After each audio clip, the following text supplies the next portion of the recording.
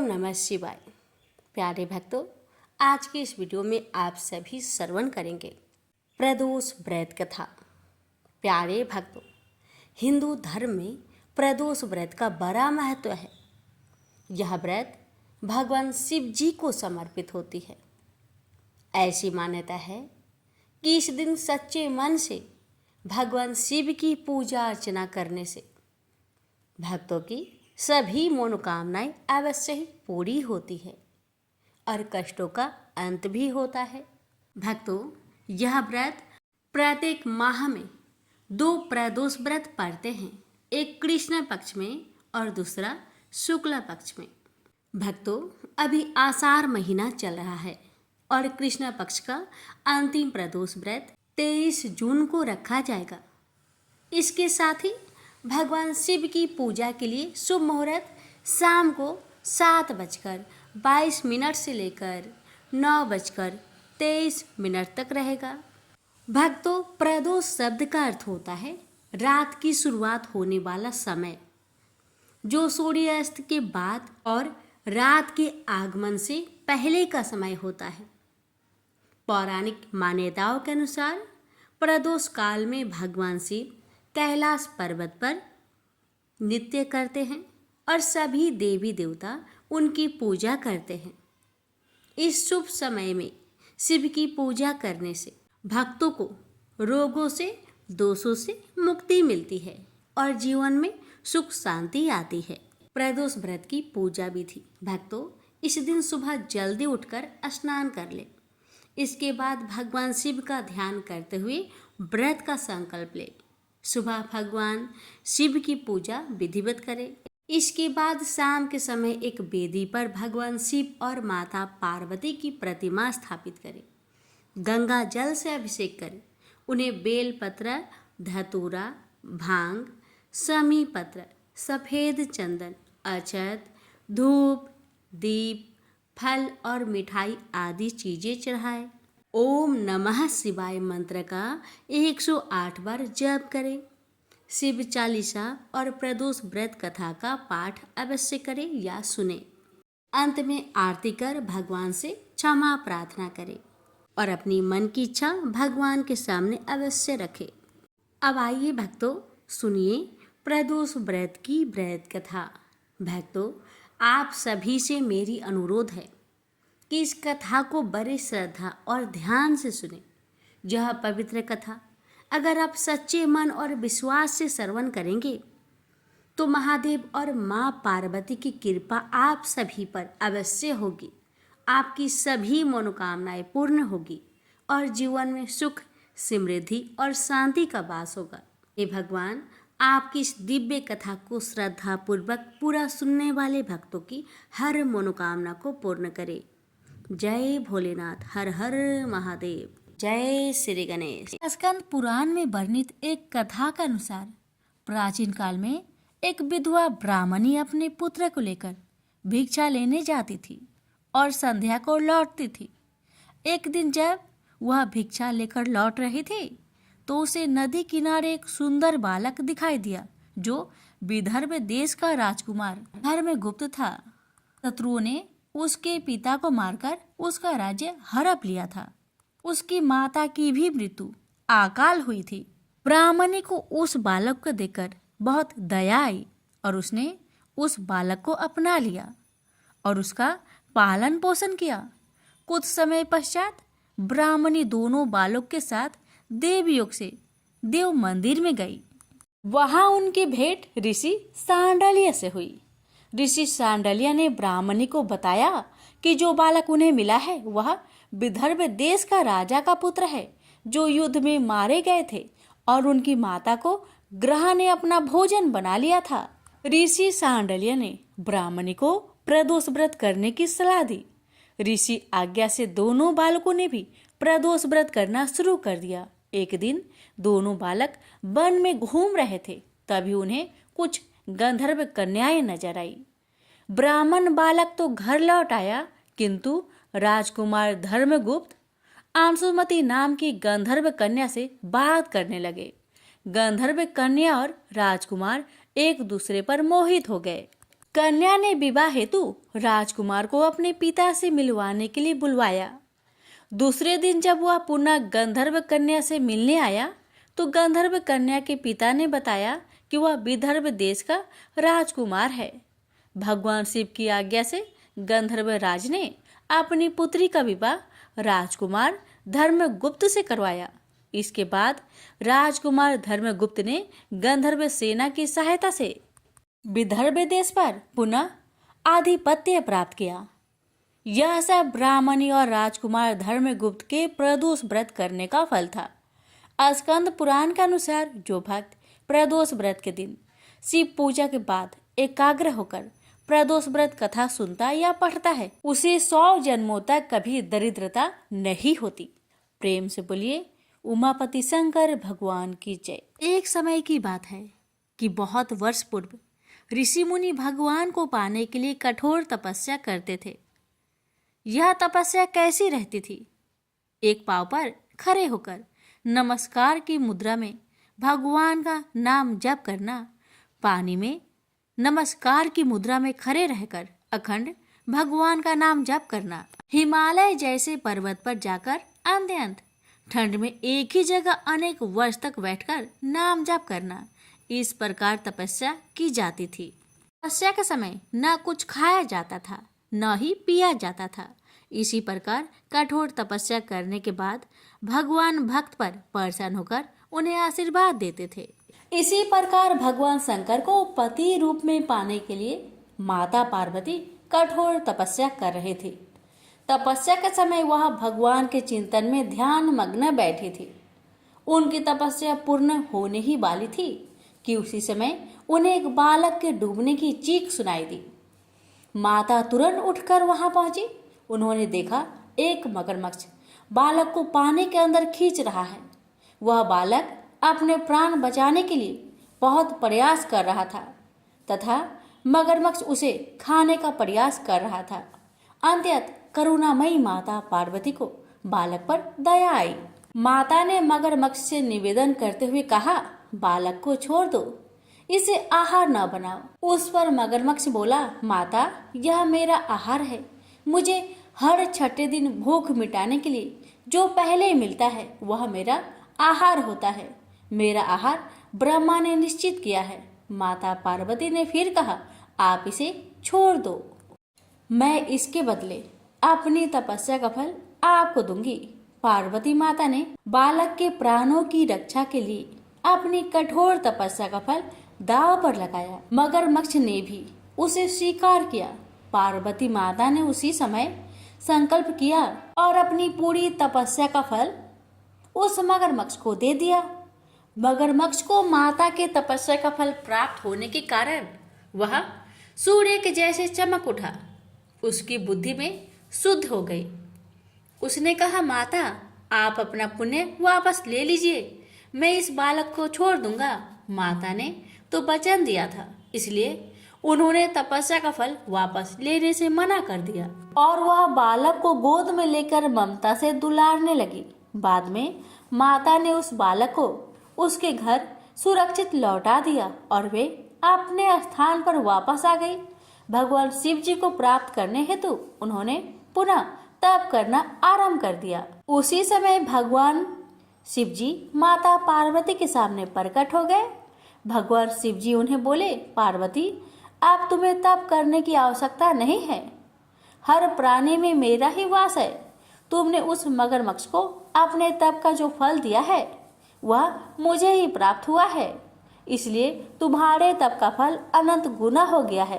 तुमने करुणा और ममता से द्रवित होकर बालक की रक्षा की, इसलिए मैं तुम पर प्रसन्न हूँ और तुम्हें अपनी पत्नी के रूप में स्वीकार करता हूँ। प्रेम से बोलिए उमापति शंकर भगवान की जय। एक समय की बात है, एक क्षेत्र में पुत्र की प्राप्ति हेतु भगवान शिव से आज्ञा लेकर पार्वती ने 1 वर्ष तक चलने वाले पुण्य व्रत का समापन किया। व्रत की समाप्ति पर पुरोहित सनत कुमार ने देवी पार्वती से कहा, सुब्रते मुझे दक्षिणा चाहिए। पार्वती ने मुंह मांगी दक्षिणा देने का वचन दिया। फिर क्या था, पुरोहित बने सनत कुमार ने अस्वाभाविक दक्षिणा की याचना की। देवी, इस व्रत में दक्षिणा स्वरूप मुझे अपने पति को दीजिए। यह सुनते ही देवी पार्वती पर जैसे वज्रपात हुआ। वो व्याकुल होकर विलाप करती हुई मूर्छित हो गई। पार्वती को मूर्छित देखकर ब्रह्मा, विष्णु और मुनियों को हंसी आ गई। उन्होंने पार्वती को समझाने के लिए भगवान शिव को भेजा। पार्वती की मूर्छा टूटने पर शिव ने उन्हें समझाया, हे देवी, देव कार्य, पितृ कार्य या नित्य नैमित्तिक जो भी कार्य दक्षिणा से रहित होता है निष्फल हो जाता है। उस कर्म से दाता कालसूत्र नामक नगर में गिरता है। इसके बाद वह दीन होकर शत्रुओं से पीड़ित होता है। ब्राह्मण को संकल्प की हुई दक्षिणा उस समय न देने से वह बढ़कर कई गुना हो जाती है। भगवान विष्णु और ब्रह्मा ने पार्वती से धर्म रक्षा के लिए अनुरोध किया। धर्म ने भी समझाया, देवताओं ने भी कहा, मुनियों ने भी दक्षिणा देने की प्रेरणा दी। फिर भी पार्वती चुप रही। तब सनत कुमार ने कहा, हे शिवे, या तो आप मुझे दक्षिणा में अपने पति को प्रदान कीजिए या अपने दीर्घकालीन कठोर तप का फल भी त्याग दीजिए। इस महान कर्म की दक्षिणा न मिलने पर मैं इस दुर्लभ कठोर व्रत का फल ही नहीं, आपके समस्त कर्मों का फल भी प्राप्त कर लूंगा। उद्गन होकर पार्वती ने कहा, पति से वंचित हो जाने वाले कर्म से क्या लाभ? दक्षिणा देने तथा धर्म और पुत्र की प्राप्ति से मेरा क्या हित होगा? पृथ्वी देवी की उपेक्षा कर वृक्ष की पूजा करने से क्या प्राप्त हो सकेगा? साध्वी स्त्रियों के लिए पति 100 पुत्र के समान होता है। ऐसी स्थिति में यदि व्रत में अपने पति को ही दक्षिणा दे दी जाए तो पुत्र से क्या लाभ? यह सत्य है कि पुत्र पति का ही अंश होता है, लेकिन उसका एकमात्र मूल तो पति ही होता है। मूल धन के नष्ट होने पर समस्त व्यापार ही विनष्ट हो जाता है। उसी समय आकाश में देवताओं और ऋषियों ने एक रत्न निर्मित रथ देखा जो पार्षदों से घिरा हुआ था। उस रथ से श्री नारायण उतरकर देवताओं के सम्मुख उपस्थित हुए। उन श्री नारायण को ब्रह्मा, विष्णु और शिव ने रत्न सिंहासन पर बैठाकर उन्हें प्रणाम किया और हाथ जोड़कर गदगद कंठ से स्तुति की। वहां का सारा वृत्तांत जानकर श्री नारायण ने कहा, शिव प्रिया पार्वती का यह व्रत लोक शिक्षा के लिए है, अपने लिए नहीं, क्योंकि ये तो स्वयं समस्त व्रतों एवं तपस्याओं का फल प्रदान करने वाली है। इनकी माया से ही चराचर जगत मोहित है।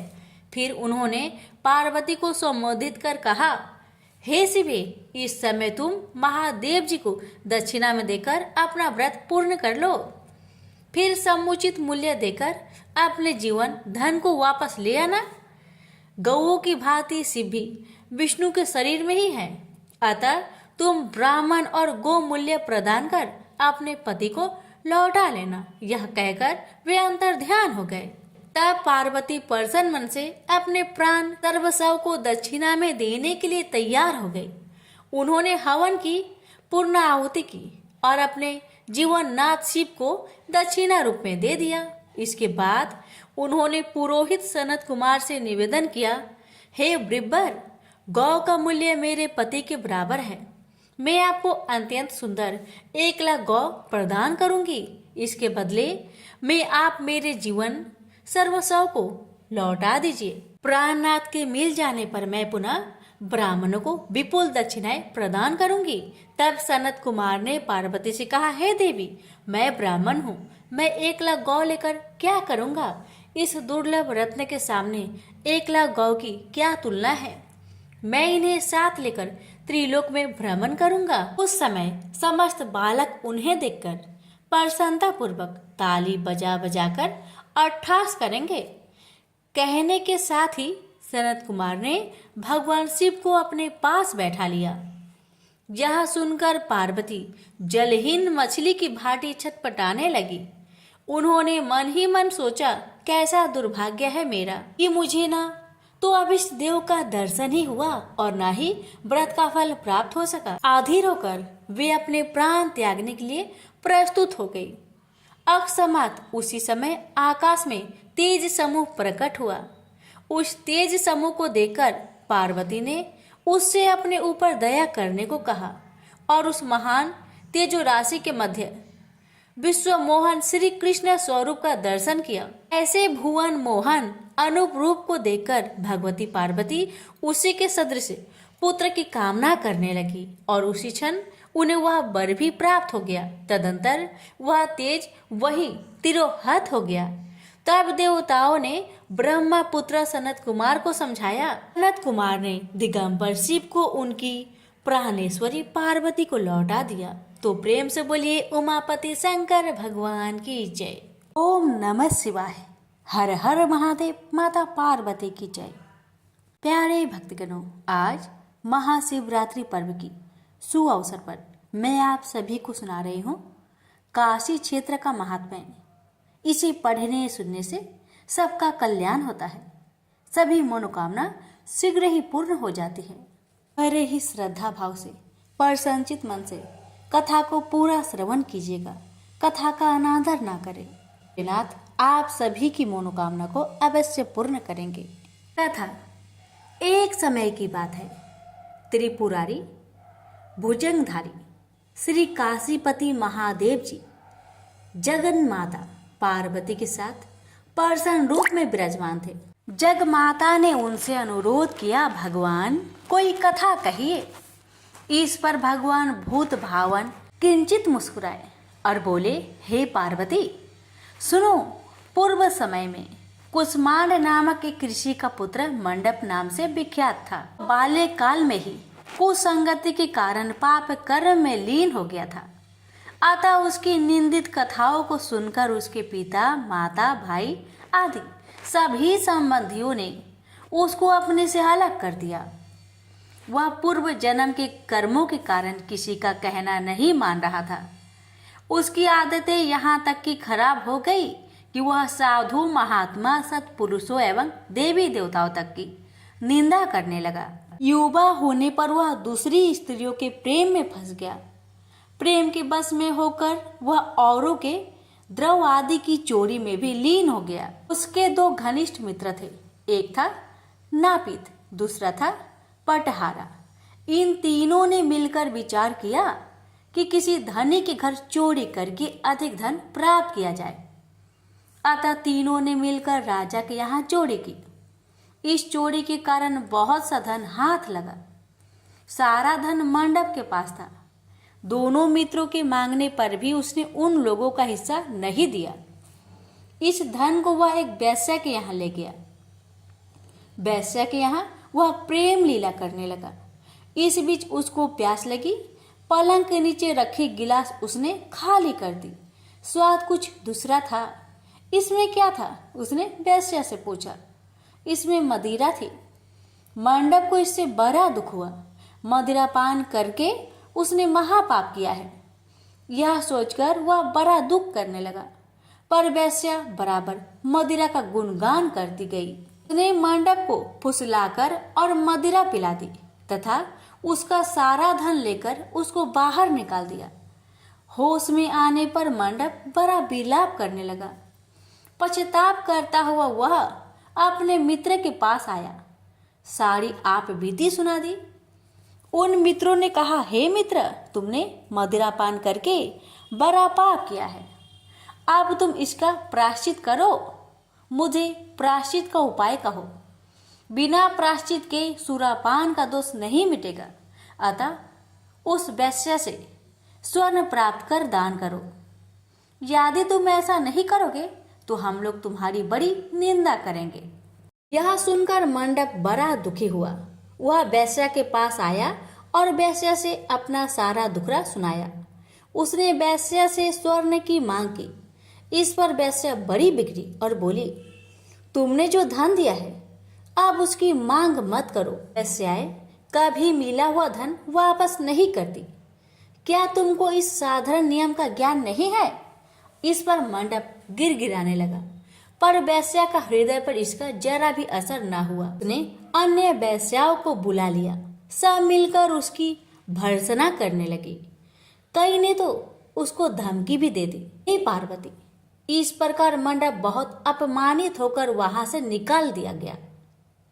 मंडप विलाप करता हुआ अपने पिता के घर की ओर चला। उसके दोनों मित्र पीछे लग गए। जब मंडप पिता के सामने आया तो दोनों मित्रों ने उसका हाथ पकड़ लिया। बोले, मंडप, हम लोगों ने मिलकर राजा के यहाँ चोरी की है, पर तुमने हम लोगों का अंश नहीं दिया है। तुम हम लोगों का अंश दो। यह बात सुनकर कुष्मांड मुनि बहुत दुखी हुए और बोले, इस अधम से तुम लोगों की मैत्री कैसे हो गई? मंडप के मित्रों ने कहा, हे मुने, इसे भाभी ही समझिए, पर न्याय की बात तो यह है कि आपका पुत्र हमारा अंश नहीं दे रहा है। यह सारा धन लेकर एक वेश्या के यहाँ चला गया। उसने सारा धन ले लिया। वह वेश्या वाद विवाद में बड़ी चतुर है। वह धन वापस नहीं करेगी। अतः आप हमारा धन दिलवाइए, अन्यथा हम राज दरबार में गुहार करेंगे। इस पर कुष्मांड मुनि ने अपने पुत्र का हाथ पकड़ लिया। मुनि ने कहा, चलो, मैं स्वयं राजा के पास चलता हूँ। न्याय प्रिय और धर्मात्मा राजा के दंड से पाप का नाश हो जाता है। पाप का प्रायश्चित न करने पर नरक यातना भोगनी पड़ती है। इस पर मंडप के मित्रों ने कहा, हे मुने, आप अपने पुत्र को हमारे हवाले कर दे। राज दरबार में आपका जाना ठीक नहीं है। हम लोग इससे निपट लेंगे। इस पर मुनि श्रेष्ठ ने कहा, हे अधम पुत्र, तुम इन लोगों के साथ जाकर राजदंड भोगकर प्रायश्चित करो। तुमने जो किया है बहुत बुरा किया है। आज से तुम मेरे पुत्र नहीं हो और मैं भी तुम्हारा कोई नहीं। जब तक तुम प्रायश्चित करके नहीं आओगे, मैं तुम्हारा मुख नहीं देख सकता। मंडप के मित्र मंडप को अपने साथ ले गए। दूर एक घने जंगल में ले जाकर पहले तो उसकी खूब भर्त्सना की, फिर बाद में उसको पीटना शुरू किया। बेहद पीटने के कारण मंडप बेहोश होकर गिर पड़ा। उसके मित्रों ने समझा कि वह मर गया, अतः उसको मरा हुआ जानकर उसके मित्रगण उसे वहीं छोड़कर चले गए। कुछ देर बाद मंडप को चेत आया तो वह विलाप करता हुआ एक और को चल पड़ा। उसके दोनों मित्र एक मंदिर में रात भर भूखे प्यासे टिके रहे और प्रायश्चित करते रहे। प्रातः वे दोनों उसे देखने के लिए गए कि उसके शरीर की अब क्या गति है। वहां मंडप को न पा उन दोनों को बड़ा आश्चर्य हुआ। फिर तो वे समझ गए कि मंडप मरा नहीं है, वह जीवित है और कहीं चला गया है। उस दिन शिव महात्म्य को जानने वाले लोग पंचकोशात्मक लिंग की प्रदक्षिणा कर रहे थे। मंडप भी उन लोगों के साथ हो गया। यात्रीगण कद्रमेश्वर के समीप रहे। मंडप ने भी वहां रहकर सारी रात जागरण किया। सब यात्रियों ने उसको साधु मान लिया और वह इस बात को भी मान गए कि वह परम शिव कुष्मांड का पुत्र मंडप है। मंडप शिवव्रतधारी परम शिव साधु के रूप में मान लिया गया। मंडप ने शंकर प्रतिमा के समक्ष नृत्य और भजन प्रारंभ कर दिया। सज्जनों ने उसकी भक्ति देखकर उसका बड़ा आदर किया। मंडप भी सत्संग से परम भक्ति भाव वाला हो गया। अब उसको ज्ञान हो गया कि शिव भक्ति के प्रताप से ही उसका इतना आदर हो रहा है। वह सबका प्रिय हो गया। साथ ही भोजन, धन्य धान्य, श्रद्धा भी मिल रही है। मंडप चंडिका देवी के मंदिर में आया। वहां काशी के धार्मिक सज्जनों द्वारा भीम चंडी की पूजा हो रही थी। मंडप का वहां बड़ा आदर किया गया। रात्रि में मंडप ने क्षेत्र महात्म्य कहा और सुना। इसके बाद शिव भक्तों और विष्णु भक्तों ने मिलकर कीर्तन किया। मंडप ने इस नित्य कीर्तन में प्रमुख भाग लिया। इससे प्रसन्न हो सबने मंडप की भूरी भूरी प्रशंसा की। इस प्रकार मंडप का मन शिव में लग गया। हे पार्वती, इस प्रकार मंडप मेरे क्षेत्र की प्रदक्षिणा करने लगा। ब्रह्म हत्या, सुरापान और चौड़े कर्म आदि पापों से छुटकारा पाने के लिए मेरी स्तुति करने लगा। इस प्रकार की आराधना से वह सारे पापों से मुक्त हो गया। देहली विनायक में आकर मंडप जीवा की लोलुपता से मुक्त होकर केवल शिव शिव का उच्चारण करने लगा। उसकी साधना और भक्ति भाव को देखकर सर्वत्र उसका बड़ा आदर और मान सम्मान होने लगा। हे पार्वती, मंडप ने अन्न जल सब त्याग दिया और बार बार बिलाप कर कहने लगा कि ब्राह्मण शरीरधारी होकर भी मैंने स्वर्ण की चोरी की, साध्वी माता को ठगा, वेश्यागमन, सूरापान किया, ब्राह्मण शब्द का हनन किया। पश्चाताप से मंडप बेहाल हो गया। हे देवी, मंडप के मन में यह विचार आया कि मेरे क्षेत्र की प्रदक्षिणा करने से वह सारे पापों से मुक्त हो जाएगा।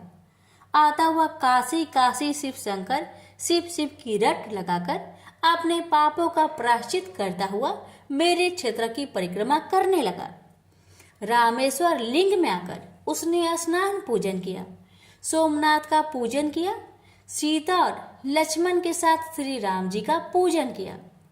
पूजन और भक्ति भाव देखकर सर्वत्र उसकी प्रशंसा हुई। मंडप ने अन्न जल त्याग दिया था। तदनंतर वृषभ ध्वज में आकर स्नान देव पूजन किया। प्रातः काल वरुणा संगम में स्नान किया। मुझे पूछता हुआ वह मेरे मंदिर आया। उसने आकर बड़ा दान पुण्य किया। संतोष मंडप ने साष्टांग प्रणाम किया। वह अनेक महात्मा उपस्थित थे। हे पार्वती, मंडप सबके आगे हाथ जोड़कर खड़ा हो गया और पूछने लगा, हे महात्माओं, मैंने बड़े बड़े पाप किए हैं। आप लोग कृपया यह बतलाइए कि इन पापों से मेरा छुटकारा किस प्रकार होगा। सभी महात्माओं ने कहा, हे मंडप, तुम शिव शक्ति केशव के भक्त हो गए हो। पंचक्रोशमात्मक लिंग प्रदक्षिणा से और शिव कीर्तन से तुम्हारे सारे पाप नष्ट हो गए हैं। इस प्रकार सुन मंडप ने कहा, हे सदस्य गणों, पिताजी ने तो मुझको घर से निकाल दिया है। अब मैं अपने घर कैसे जाऊं और हे मुनि श्रेष्ठों, पिता को कैसे अपना मुख दिखलाऊं। इस पर सबने कहा, अब तुम्हारे सारे पापों का प्रायश्चित हो गया है, तुम सहर्ष घर जा सकते हो। हे पार्वती, इस प्रकार मंडप अपने पिता के घर के सामने आया और शिव शिव शंभो शंभो महादेव महादेव का उच्चारण करने लगा। स्वर सुनकर कुष्मांड मुनि ने अपनी पत्नी से कहा, हे प्रिय, देखो तो कौन द्वार पर शिव का उच्चारण करता हुआ हमें परम सुख दे रहा है। शिव नाम की अमृत वर्षा कौन कर रहा है। मुनि पत्नी ने द्वार पर अपने पुत्र को देखा। हे पुत्र, तुम्हारा आना कैसे हुआ। मंडप ने कहा, हे माता, आपको और पिताजी को महात्मागण बुला रहे हैं। यह सुनकर मंडप की माता अपने पति के पास आई और उनसे सारा वृत्तांत कहा। हे पूज्यवर, आपका पुत्र शिव का नाम रट्टा हुआ द्वार पर उपस्थित है। उसका कहना है कि प्रायश्चित करके वह पवित्र हो गया है। सदस्यगण आपको बुला रहे हैं, वे प्रायश्चित का प्रमाण देंगे। कुष्मांड मुनि दरवाजे पर आए। उन्होंने रुद्राक्षधारी शिव भक्त मंडप को देखा। तुम क्यों आए हो। थोड़े से प्रायश्चित से बड़े पाप का नाश नहीं होता है। मंडप ने कहा, हे पिताजी, इसमें कोई संदेह नहीं है कि मैंने बड़े पाप किए हैं। इतना होने पर भी महात्मागण आपको बुला रहे हैं। मुनि अपनी पत्नी के साथ महात्माओं के पास आए। महात्माओं ने एक स्वर से कहा, हे मुनिवर, आपका पुत्र समस्त पापों से मुक्त हो गया है। कुष्मांड ऋषि ने पूछा, हे मुनि श्रेष्ठों, किस आधार पर आपकी दृष्टि में मेरा पुत्र पाप मुक्त हो गया है। इसने तो बड़े बड़े पाप किए हैं। महात्माओं ने कहा, हे मुनि, इस मुक्ति मंडप के स्वामी श्री भगवान विष्णु है, वही इसका उत्तर देंगे। महात्माओं ने विष्णु भगवान की स्तुति की। इस पर आकाशवाणी हुई, हे स्तुति करने वाले महात्माओं, यह महापापी मंडप जो कुष्मांड मुनि का पुत्र है, अब अपने पापों से मुक्त हो शुद्ध हो गया है। यह साधु संतों के साथ शिव शंकर के क्षेत्र की परिक्रमा कर चुका है। अब कुष्मांड मुनि इसे ग्रहण कर सकते हैं। इस प्रकार हे पार्वती, मंडप को कुष्मांड मुनि आदर पूर्वक अपने घर ले गए। इस कथा को सुनकर माता पार्वती परम प्रसन्न हुई। बोली, प्रभु, आपने यह महत्वपूर्ण कथा कही, इससे कलयुग में प्राणियों का बड़ा भला होगा। कृपा कर इस पर कुछ और प्रकाश डाले। इस पर शिवजी बोले, हे पार्वती, अब तुम भैरव जी की कथा सुनो। इस पर भैरव जी प्रकट हुए और बोले, त्रेता युग में समदर्शी सांडल्य नाम का एक ब्राह्मण था। वह महापंडित था। उसकी पुत्री का नाम विशालाक्षी था। वह अति सुंदरी थी। बाल्यकाल में ही उसके पिता ने उसका विवाह कर दिया। विवाह के बाद भी वह अपने पिता के घर पर रहती थी। वह युवा हो गई। युवा अवस्था होने पर भी उसका पति न आया, अतः सांडिल्य ब्राह्मण की कन्या पाप रहता हो गई। इस कन्या ने काशी में बड़े पाप किए। सुंदरी होने के कारण दूर दूर के युवक उसके पास आने लगे। एक समय की बात है, बड़े बड़े पापों को नष्ट करने वाली पंचक्रोशी यात्रा के मार्गियों एक कर वह विचारने लगी कि इस लोगों को पाप रट किया जाए। उस रात यात्रीगण दुर्गा कुंड पर रुके थे। विशालाक्षी धन के लोभ से वहां गई। वहां भजन कीर्तन का स्वयं रचाया। यात्री उसका भक्ति भाव देखकर प्रसन्न हुए और उसे वैष्णवी समझ बड़ा दान पुण्य किए। इस लोभ के कारण वैश्या विशालाक्षी यात्रियों के साथ हो गई। कर्म मेदेश्वर दहलीज रामेश्वर में उसने निवास किया और वरुणा संगम में स्नान किया। यात्रियों द्वारा उसने काशी महात्म्य की कथा भी श्रवण की। इस सत्संग समागम से विशालाक्षी की आंखें खुल गई। उसने अपने पर बड़ा पश्चाताप किया। यात्रियों का सारा धन उसने लौटा दिया और पाप से अलग होने का निर्णय कर लिया। उसने महात्माओं से पूछा, हे देवताओं, मैं बड़ी पापिनी हूँ, कृपया मेरी मुक्ति का उपाय कहिए। इस पर महात्माओं ने कहा, देवी, तुम धन्य हो, तुमको पापों से भय नहीं करना चाहिए। तुमने काशी क्षेत्र की प्रदक्षिणा की है, अब तुम हमारे साथ प्रदक्षिणा जारी रखो। विशालाक्षी ने उपयुक्त वचनों पर विश्वास किया। वह महात्माओं के साथ हो गई। 5वें दिन सभी यात्री वृषभ खंड में रहे। वह भी उन्हीं के साथ रही। सभी ने वरुणा संगम में स्नान किया और आदि केशव का पूजन किया। विशालाक्षी मुक्ति मंडप में आई। उसने बड़े भक्ति भाव से शिव शंकर की पूजा की। इस प्रकार विशालाक्षी सभी पापों से मुक्त हो गई। उसके पिता सांडल्य ने बड़े आदर के साथ उसे अपने घर में स्थान दिया। वह इस प्रकार पवित्र हो गई। भैरव जी बोले, हे पार्वती, यह काशी क्षेत्र का महात्म्य है। इसे पढ़ने सुनने सुनाने से सबका कल्याण होता है। प्रेम से बोलिए हर हर महादेव। माता पार्वती की जय। भैरवनाथ की जय। एक सास बहू थी। सास उसकी बहू को खाना नहीं देती थी। बहू रोज नदी पर जाती तो जाते समय घर से आटा ले जाती। नदी के पानी से आटा गूंथती। गणेश जी भगवान के मंदिर के दीपक से घी लेती। भोग में से गुड़ लेती। पास के शमशान में बाटी सेकती। बाटी में घी गुड़ मिलाकर चूरमा बनाती और गणेश जी भगवान के भोग लगाकर खुद जीम लेती। ऐसा करते बहुत दिन हो गए। यह देखकर गणेश जी भगवान को बहुत आश्चर्य हुआ और उन्होंने अपने नाक पर उंगली रख ली। बहू तो घर आ गई, परंतु जब दूसरे दिन मंदिर के पट खुले तो लोगों ने देखा गणेश जी भगवान की नाक पर उंगली है, तो मंदिर में भीड़ एकत्रित हो गई। गांव के लोगों ने हवन पूजा की, पर गणेश जी भगवान ने उंगली नहीं उतारी। तब सारे गांव में कहलवा दिया कि जो कोई गणेश जी भगवान के नाक से उंगली हटावेगा उसे राजा जी सम्मानित करेंगे। बहू ने सास से कहा, सासू जी, मैं कोशिश करूंगी। तब सास बोली, इतने बड़े बड़े पंडित विद्वान कोशिश कर लिए, तो क्या करेगी। सब लोग मंदिर के बाहर एकत्रित हो गए। बहू घूंघट निकालकर अंदर गई, पर्दा लगाया लोग गणेश जी से हाथ जोड़कर बोले, हे विघ्नहर्ता, मेरे घर से आटा लाती, लोगों को चढ़ाया, घी गुड़ लेती, शमशान में बाटी सेकती, उससे आपको क्या आपत्ति हुई? आपको मुंह से उंगली हटानी पड़ेगी। गणेश जी ने सोचा, इसकी बात तो माननी पड़ेगी। इसने पहले मेरे भोग लगाया, यह तो मेरी भक्त है।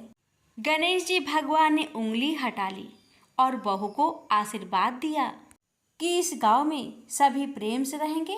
बहू मंदिर से बाहर आई। सब गांव वालों ने कहा, बहू तूने उंगली कैसे हटवाई? तू तो जादूगरनी है। तब बहू ने सारी बात गांव वालों को बताई कि मेरी सास मुझे खाना नहीं देती थी। तब मैं घर से आटा लाकर नदी के पास पानी से आटा लगाकर बाटी बनाकर शमशान में सेककर गणेश जी के दीपक से घी, प्रसाद में से गुड़ चुराकर गणेश जी की भोग लगाकर खुद खा लेती। इसलिए गणेश जी को आश्चर्य हुआ और उन्होंने नाक पर उंगली रख ली और मेरी प्रार्थना पर उंगली हटा ली और मुझे वरदान दिया कि अब से इस गांव में सब प्रेम से रहेंगे। हे गणेश जी भगवान, जैसे बहू का मान बढ़ाया, वैसे जो भक्त आपकी इस कथा को बड़े ही श्रद्धा भाव से श्रवण करे, उन सबका मान बढ़ाना, रक्षा करना, घर में आने धन का भंडार भरना। प्रेम से बोलिए गणेश जी महाराज की जय। गणेश भक्त से हमारी निवेदन है कि इस कथा को शेयर अवश्य करें। शिव चालीसा। श्री गणेश गिरिजा सुवन, मंगल मूल सुजान, कहत अयोध्या दास, तुम देहु अभय वरदान। जय गिरिजापति दीन दयाला, सदा करत संतन प्रतिपाला। भाल चंद्रमा सोहत नीके, कानन कुंडल नाग फनीके। अंग गौर सिर गंग बहाए, मुंड माल तन छार लगावे। वस्त्र खाल बाघंबर सोहे, छवि को देख नाग मुनि मोहे। मैना मातु की है दुलारी, बाम अंग सोहत छवि न्यारी। कर त्रिशूल सोहत छवि भारी, करत सदा शत्रुन क्षयकारी। नंदी गणेश सोहे तह कैसे, सागर मध्य कमल है जैसे। कार्तिक श्याम और गणेराऊ, या छवि को कहे जात न काऊ। देवन जब ही जाए पुकारा, तब ही दुख प्रभु आप निवारा। किया उपद्रव तारक भारी, देवन सब मिली तुम ही जुहारी। तुरंत सदानन आप पठायो, लमनी में इस महामारी गिराओ। आप जलंधर असुर संहारा, सुयश तुम्हार विदित संसारा। त्रिपुरासुर सन युद्ध मचाई, सब ही कृपा कर लीन बचाई।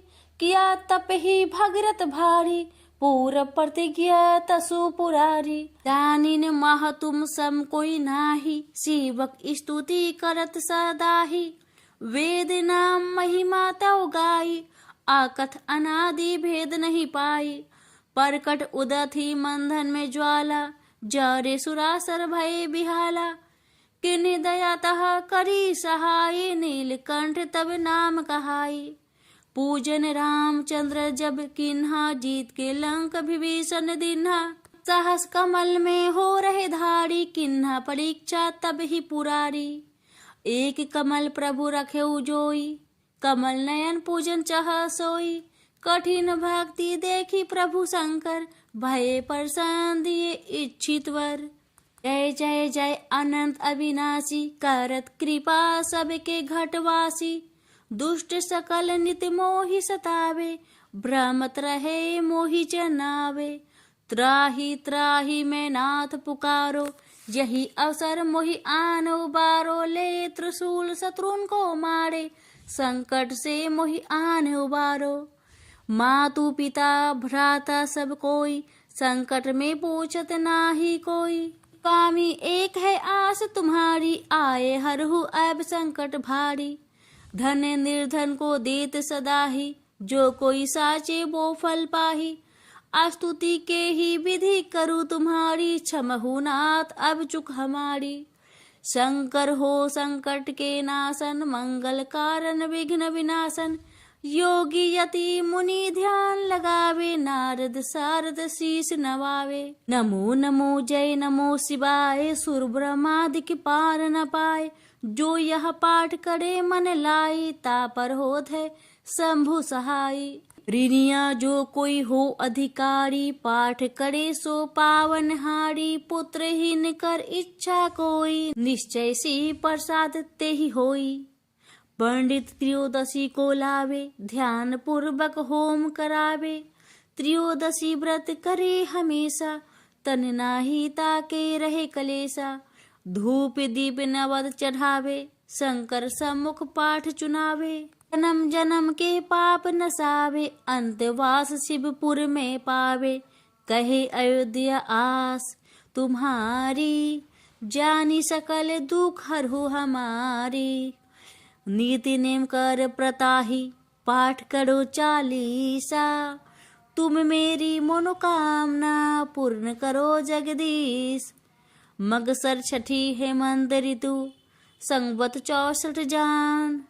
स्तुति चालीसा शिव ही, पूर्ण कीन कल्याण। ओम नमः शिवाय, हर हर महादेव। माता पार्वती की जय। शिव जी की आरती। ओम जय शिव ओमकारा, स्वामी जय शिव ओमकारा। ब्रह्मा विष्णु सदा शिव, अर्धांगी धारा। ओम जय शिव ओमकारा। एकानन चतुरानन पंचानन राजे, हंसानन गरुरासन, वृषिवाहन साजे। ओम जय शिव ओमकारा। दो भुज चार चतुर्भुज, 10 भुज अति सोहे। त्रिगुण रूप निरखते, त्रिभुवन जन मोहे। ओम जय शिव ओमकारा। अठे माला बन माला, मुंड माला धारी। त्रिपुरारी कंसारी, करमाला धारी। ओम जय शिव ओमकारा। पीतांबर पीतांबर बाघंबर अंगे, सनकादिक गरुणादिक, भूतादिक संगे। ओम जय शिव ओमकारा। कर के मध्य कमंडलु चक्र, त्रिशूल धारी। सुखकारी दुख हारी, जगपालनकारी। ओम जय शिव ओमकारा। ब्रह्मा विष्णु सदा शिव जानत अविवेका। मधु के टब दो मारे, सुर भय ही न करे। ओम जय शिव ओमकारा। लक्ष्मी व सावित्री, पार्वती संगा। पार्वती अर्धांगिनी, शिवलहरी गंगा। ओम जय शिव ओमकारा। पर्वते सोहे पार्वती, शंकर कैलासा। भांगे धतुर का भोजन, भस्मी में वासा। ओम जय शिव ओमकारा। जटा में गंग बहत है, गल मुंडन माला। शेष नाग लिपटावत, ओढ़त मृग छाला। ओम जय शिव ओमकारा। काशी में विराजे विश्वनाथ, नंदी ब्रह्मचारी। नित्य उठ दर्शन पावत, महिमा अति भारी। ओम जय शिव ओमकारा। त्रिगुण स्वामी जी की आरती, जो कोई नर गावे। कहते शिवानंद स्वामी, मनोवांछित फल पावे। ओम जय शिव ओमकारा। प्रेम से बोलिए हर हर महादेव। माता पार्वती की जय।